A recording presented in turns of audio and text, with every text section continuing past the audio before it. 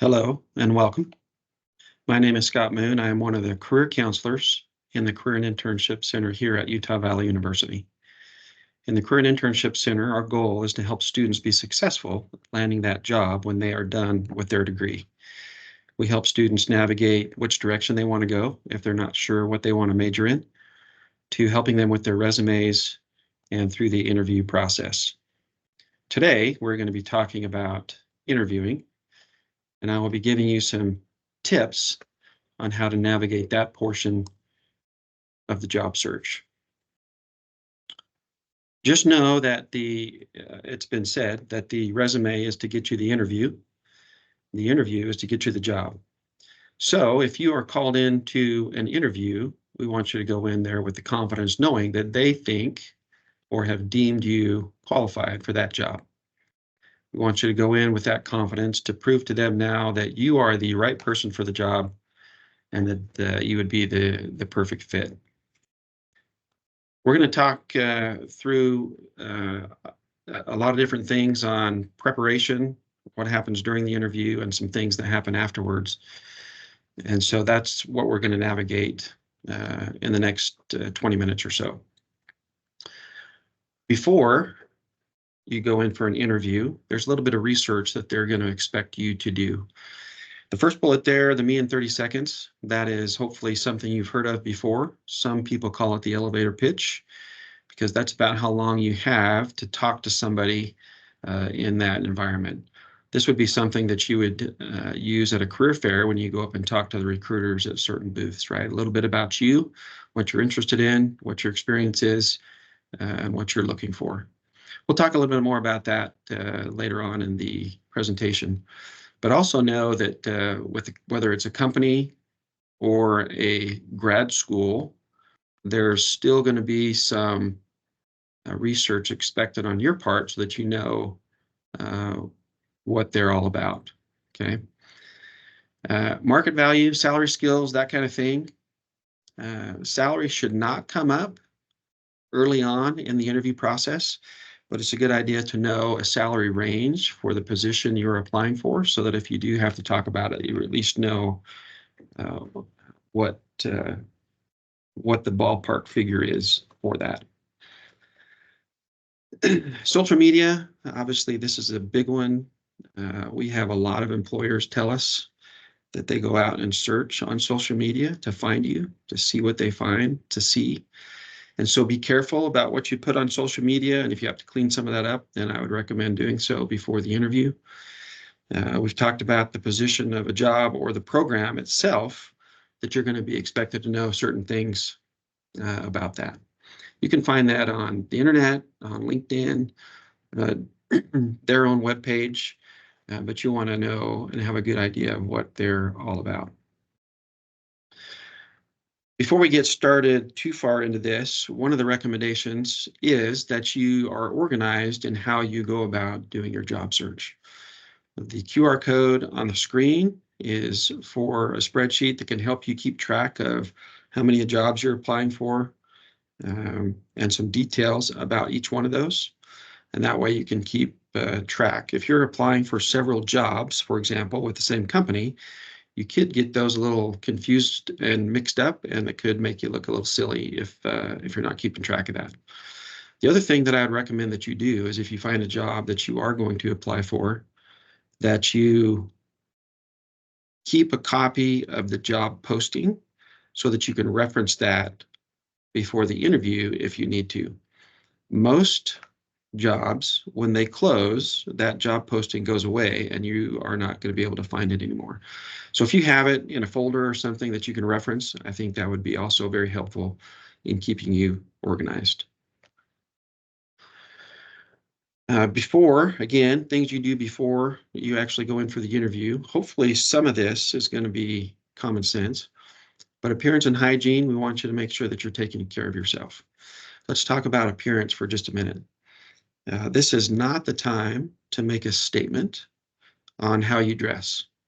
So the first piece of advice is if the company gives guidance on what to wear, then obviously you would follow that guidance, right? Some tech companies want you to be in jeans and a t-shirt, for example. And if that's what they want you in, then you'll follow that guidance and be in jeans and t-shirt. However, if no guidance is given, I am going to be one to tell you, and am of the opinion that business professional is one of those that I don't think you can go wrong with, right? It's going to show that you are serious about the job, that you can be professional. One other rule of thumb is whatever they use or wear at their work, go one step above that, right? As far as hygiene goes, you want to make sure that you're well kept, that you don't have body odor, that your hair is combed. You do not want to look like you just rolled out of bed and didn't comb your hair to come to the interview, right? You want to make sure that you are presentable and that you can take care of yourself. As far as the first bullet there, supporting documents, it's a good idea to, excuse me, bring a couple of copies of your resume. Maybe it's an updated resume with you so that if someone in that interview does not have a copy, you can offer them a copy of your resume, as well as letters of recommendation. It is okay to bring a portfolio and notebook so you can take some notes if you feel like you need to. Totally fine to do. This may seem silly, but practicing a firm handshake, I think, is appropriate. You don't want to be one of those awkward handshakes where you just don't get it right. Eye contact, posture, smiling is all part of that first impression that you want to make a good first impression with. And so think about those things before you go in there for your interview. All right, we want to avoid distracting habits as well. If your cell phone is going to malfunction, it's a good chance it's going to happen during the interview. So I recommend that you just turn that off completely so that you don't have to worry about it. You don't want to be chewing gum in there, although you may put some gum in your mouth prior to so you don't have bad breath before you go in there. Just make sure you spit it out before you actually go into the interview. The other thing that is very helpful is to do some mock interviews before you go. Obviously, we do that here in the Career and Internship Center. Recommend that you take advantage of that free service for you as students/alumni.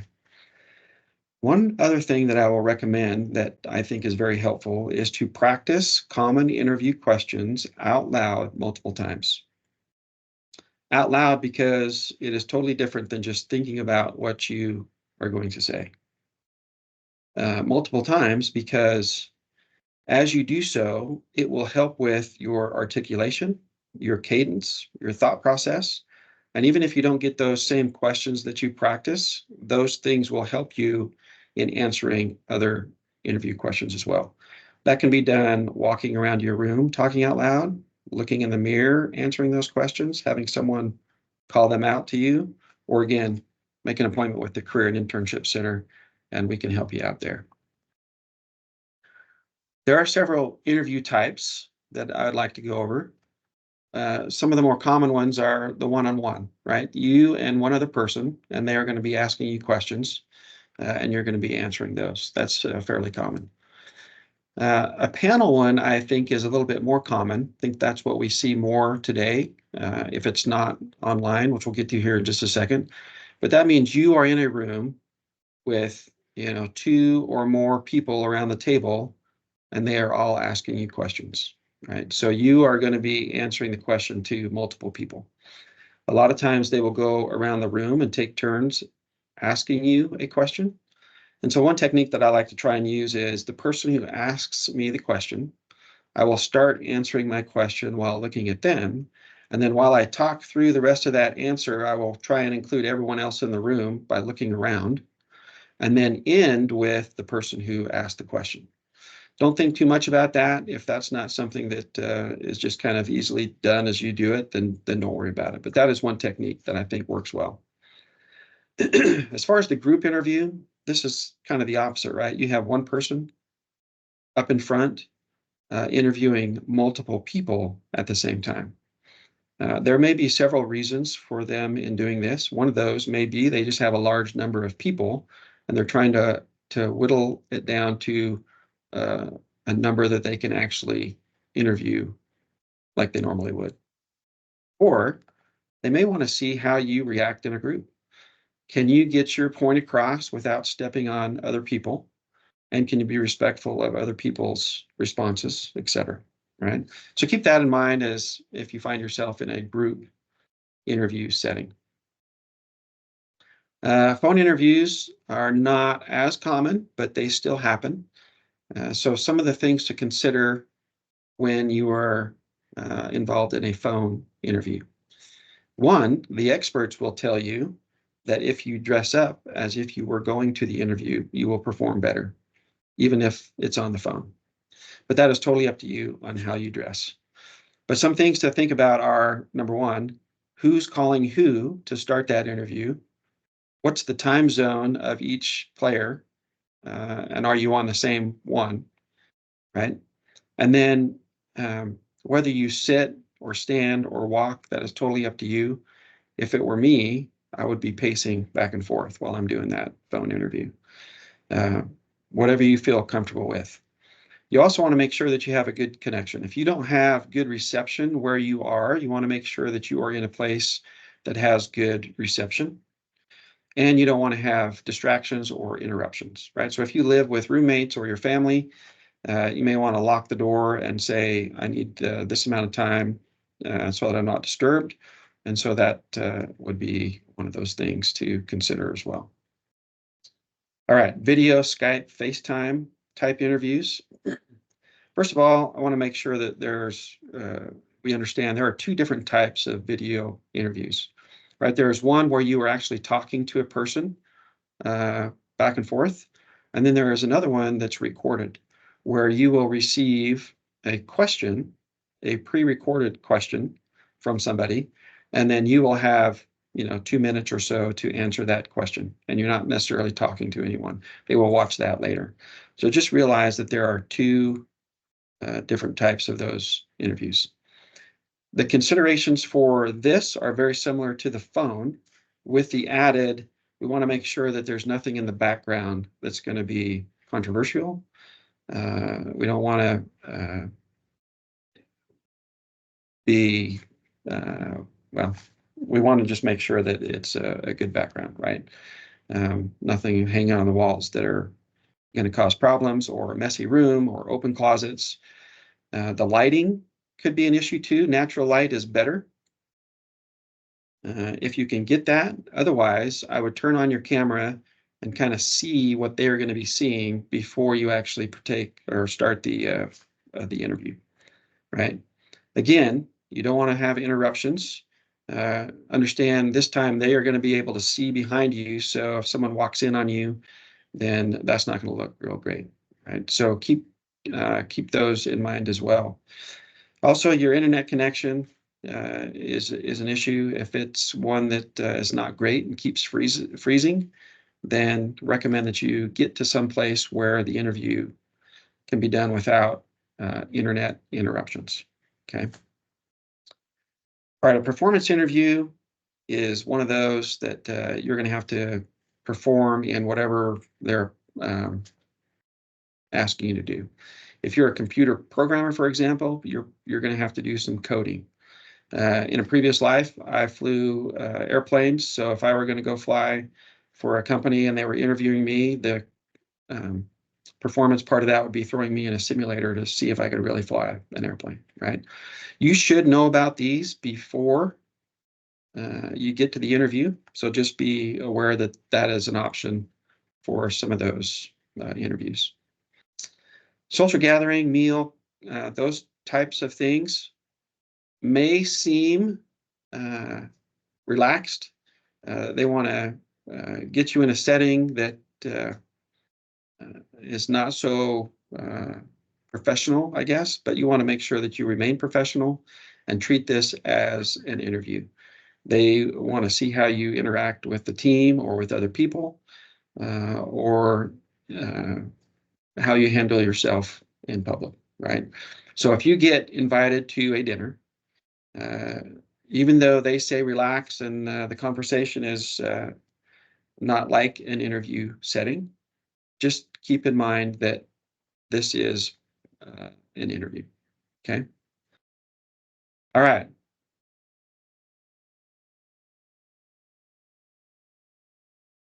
During the interview, this is probably where you're going to want to spend most of your time, even preparing, right? What we talked about, answering some of these questions out loud multiple times. The types of questions you're going to get, could be motivational. What motivates you? You're going to have to talk about why you're passionate about certain things. So be prepared for those types of questions, why you're interested in this particular thing. The crazy critical thinking questions, we bring those up because we want you to know that they are out there and they do get asked. So we don't want you to be thrown. There's typically not a right answer to these. They want to know your thought process, right? You can see the example on the slide. The last interview that I was in, the question I received was, if you could be a superhero, who would you be and why? So just think through it, give your reasoning for why, and then that should suffice for this question. The more common questions are your traditional questions and your behavioral questions, which are the next two on the slide. So traditional questions are, tell me about yourself. That is a very high probability question. It's just a natural way to start the interview, right? To break the ice. Why don't you start by just telling me a little bit about yourself? So this is one where I would spend some time practicing. Now, I said we were going to come back to the me in 30 seconds, and I want to just talk about those two for a second. To me, they are very similar, the tell me about yourself and the me in 30 seconds, but they are different in that one is more of a, I've got 30 seconds to talk to this person in the elevator or at a career fair. Whereas the tell me about yourself, you are in an interview and you can go into a little bit more detail / targeting that specific job that you are applying for. So as you prepare for this question, I would recommend that you know exactly what you want to say, sometimes how you want to say it, and bring up some things that you want them to know about you. Right? So spend some time on that one. Why should we hire you? The strengths and weaknesses questions are all very common questions as well. I want to talk or touch on the weakness question. Most of the students that I meet with, that is their number one hated question, right? Tell me about a weakness that you have. No one really likes talking about their weaknesses. So here's how we would recommend that you answer that question, right? The format would go, here's a weakness or something that I genuinely want to work on. I recognize that, but here's what I'm doing to get better at it, right? So the recommendation is think through some of the things that you want to work on and then put it in this format. An example would be, what is one of your weaknesses? I feel one of my weaknesses is giving presentations in front of large groups of people. I practice. I feel I'm prepared for it, but it doesn't seem to go as well as I think it should. So because that's an area that I feel I need to work on, I've tried to volunteer for any chance to talk in front of people, and I think it's working. The last time I gave a presentation in wherever, several people came up and told me how well it went. Right? So we're saying the weakness, but we're also focusing on here's what we're doing to fix it.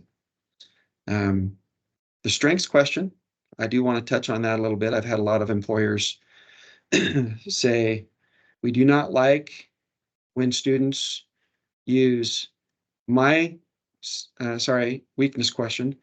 My weakness is that I'm a perfectionist, right? And I think we get a little bit confused with turn it into a strength comment to then listing a strength as a weakness, which is not what we want to do, right? So if you stick to the formula, here's something I want to work on, and then here's what I'm doing to get better at it, I think you would be good. If you did that and practiced that, now it will not be one of your hated questions. It will be, I know exactly what I'm going to say if they ask me that question, so I hope they do.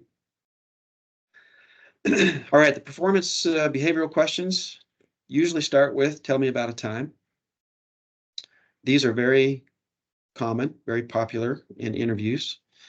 In a sense, they are saying, If we hire you, are we going to feel comfortable with you in these situations? For example, tell me about a time that you had a conflict with a coworker and how did you handle that, right? So if we hire you and you have some kind of issue with one of the employees, are we comfortable that you can handle that, work it out on your own, or is it going to become a problem, right?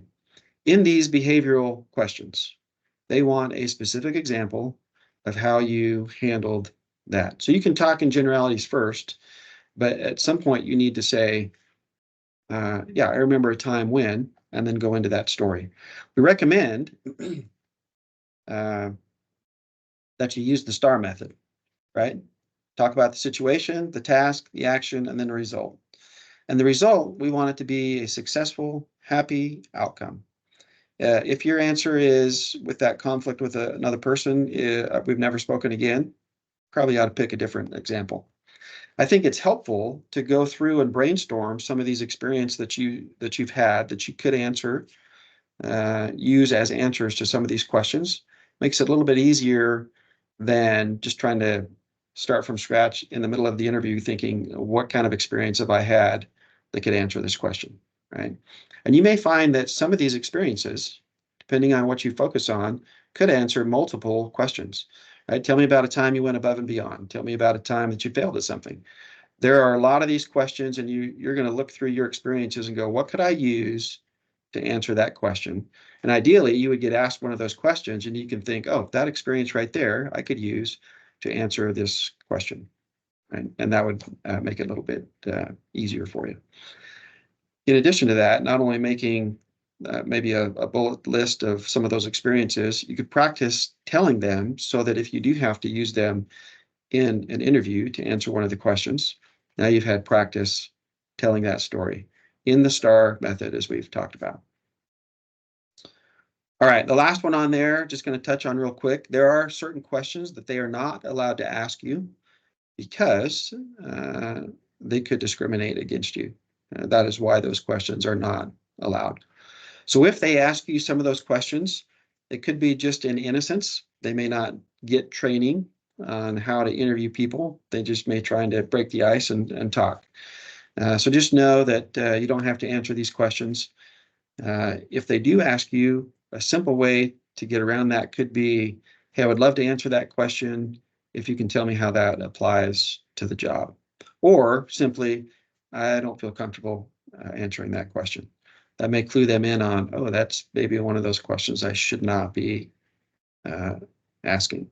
All right. Okay. In the interview, when you're practicing and answering these questions, we want to avoid the filler words as much as we can. We realize that is very hard to do. It's a natural tendency for all of us to use filler words, but the less we can say of those filler words in the interview, the better. Sometimes it gets very distracting if we use after every couple words, right? So we want to try and avoid that. Also, we want you to prepare 2 or 3 good questions at the end. More than likely, your last question will be, do you have any questions for us? And if you don't ask any questions, that may give the impression that you don't care that much or you're not that interested. Anyway, so 2 to 3 good questions are appropriate for you to ask. One of those last questions could be, what is the timeline for filling this position? That gives them a chance to kind of fill you in if they haven't done it on when they're going to be done interviewing, when they're going to fill the position, and when you could possibly hear something. That is a good way to get that information. Obviously, you want to thank them for their time, reinstate your interest as you're getting ready to leave, one more handshake, and then out the door. And hopefully you've done a great job on your interview. For follow-up, thank you notes are still appropriate. If you are going to use email to send to them to thank them for their time, I would recommend no later than that next morning after your interview. If you're going to write it, I would would not recommend that you mail it. It may not get there in time before they even make a decision. So a lot of people will, go out there to the car, write their note, and take it right back into the admin desk and leave it there. In your thank you note, you want to thank them, obviously, for their time, but you also want to remind them of a positive thing that happened during the interview, something you talked about, so that they are reinforced in what you've shared with them. The next one on there is learn from the interview. I'd go home and try and write out all the questions that you were asked. That will help you in interviews in the future. You could evaluate how to answer that question. If you don't feel you did very well on that one, you could say, okay, how would I change it to make it better? So that the next time, if you get asked that, now it's going to be a really good answer. If you don't get the job, we can't win them all, obviously. So again, learn from it. Be graceful about it. There are a lot of people that typically are applying for these, and sometimes they're very competitive. So don't beat yourself up, but learn from it, right? Appropriate follow-up, we've talked about that with how you can get them to talk through the timeline of it. If you wanted to, and they said, hey, you should hear from us by, let's say, Wednesday of next week, you could follow that with, that sounds wonderful. If I don't hear from you by Thursday, is it okay if I follow up with you on Friday? Right, and that way you're setting the expectation that you're going to call them if you don't hear from them. Salary negotiation, that's one that I recommend you make an appointment to come talk to us about. But again, you should know the salary range, as we mentioned in the beginning of the presentation. And if you have an opportunity to negotiate for salary, then that's great, right? I would do that to try and get the highest pay that you can. If it is a salary range and they ask, what do you think you should be paid? Recommend that you don't give a number right away, but you could say something like, based on my experience or qualifications, I would expect to be in the higher end of the salary range that you've looked up, right? Also, remember that it's not just salary that you can negotiate. It could be benefits. It could be work from home days, those types of things. Some companies are very used to and expect to be there to have a negotiation with that kind of thing. And others are pretty much tied to, hey, this is what we can offer you. And so ultimately it'll be your decision on whether you take that job or not. Take a little bit of time to think through it, because just as they are interviewing you, you should be looking at them and thinking, is this going to be a good fit for me? And if you take the time to assess that, to make sure that that's going to work for you, then that, I think, is beneficial. All right. Hopefully this has been helpful in navigating the interview process in that job search. If you have any questions or you want more information, please contact us at the Career and Internship Center. Our information is right there on that slide. You can go online and make an appointment with us, or you can call the front desk with that number and they can help you out. Thanks for joining.